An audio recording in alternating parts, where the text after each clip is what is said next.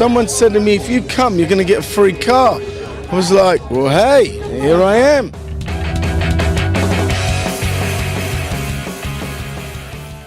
Well, the relationship between Britain and America is just unbelievable. The strength of it, the history of it, the fact that there are connections in every single field you can imagine. Our cultures, although have been really unique and very different from one another, are also very similar. And I think that Brits and Americans are great at getting along. I think we make fun of each other.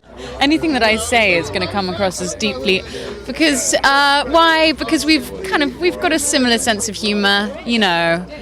Well, I think we all grow up with all of your art. We grow up with your television, your film. I mean, the rest of the world is in love with your movie stars. And we as actors, I guess, have a wonderful heritage in England. So it feels like a really nice mixture of tradition and the modern coming together, and we mutually respect each other. I think what you guys can do is something that we're not necessarily great at, and maybe vice versa. I don't know. Hollywood romanticizes the etiquette of England, and the British people romanticize the Wild West and America and everything that America stands for. You know, I mean, we have 5 channels in England, and you can guarantee on one of those channels a Western will be played throughout the day in England. Every day there is a Western on, so we definitely romanticize American culture. The vibe between the Americans and the British has been going for so long. I think we both understand each other. It's like one big happy family. We collaborate with each other so much in music and in film, and it's just getting bigger and bigger and better and better.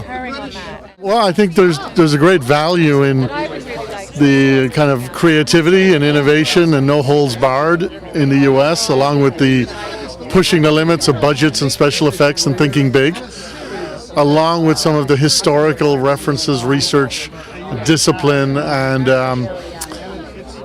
mastery of the language that comes from the UK.